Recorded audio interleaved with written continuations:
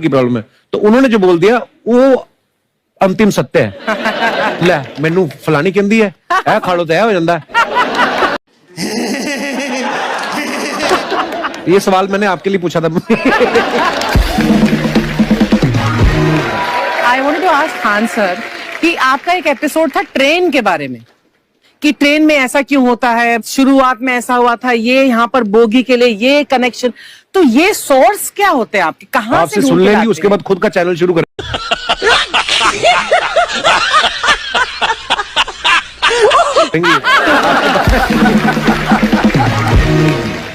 कुछ चीजें तो ऐसे डायरेक्टली मिल सकती हैं। हाँ। और नहीं तो वहाँ ऑन द स्पॉट जाके वहाँ पे पूछ लेते, जो वर्कर होते हैं ना उन लोग को ज्यादा आइडिया रहता है, उन लोग से वो पूछ लेते हैं कि ये कैसे काम करता है, तो वो ज्यादा कोशिश करते हैं कि हम किसी चीज को खुद से अगर जाने रहेंगे तो ज्यादा अच्छे से डिलीवर कर सकते हैं। तो कई बार वहाँ यार्ड वगैरह में भी चले जाते हैं पता करने के लिए। लेकिन बहुत इंटरेस्टिंग था। हवाई जहाज पर भी बनाइए, आप कहती हैं तो एक उस पर भी बना ही देंगे। बहुत शुक्रिया जी। अच्छा सर, कई बार ना माँ बाप भी, जो मैं ये कहूंगा कि उनकी गलती होती है कि अगर बच्चा आपका 4-5 साल का है, आप शुरू से उसके मन में डालना शुरू कर देते हो कि ये तो इंजीनियर बनेगा। हो सकता है बाप इंजीनियर हो, वो चाहता है कि जरूरी तो नहीं है।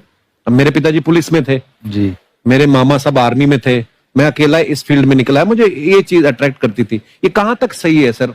जी, मेरे हिसाब से तो बच्चों पे कभी प्रेशर नहीं डालना चाहिए, लेकिन साथ ही साथ हमको ये भी देखना चाहिए कि जैसे अल्बर्ट आइंस्टाइन ने एक बहुत अच्छी बात बताई थी, अगर एक खरगोश हो, एक बंदर हो, एक हिरन हो, एक शेर हो और एक मछली हो, उन सब को आप एक कतार में खड़ा कर दीजिए और उन सब के लिए एक ही टेस्ट हो कि आप पेड़ पे सब लोग कैसे चढ़ पाए। वाकई अब सबको एक टेस्ट कैसे दिया जाए?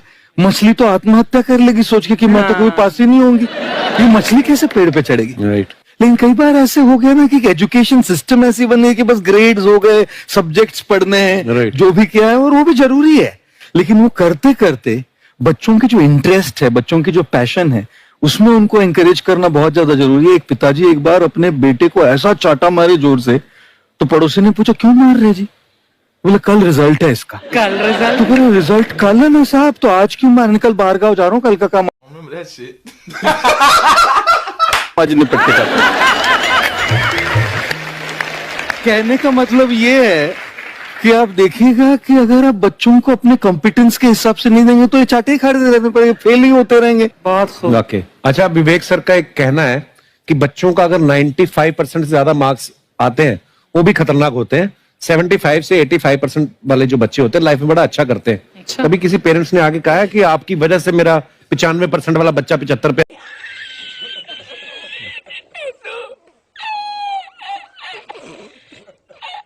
आ गया? बेसिकली 95% देखिए स्कूल में जो पढ़ाई हो रही है, जो बताया वो classroom based conceptual theoretical approach है, और उसमें बच्चे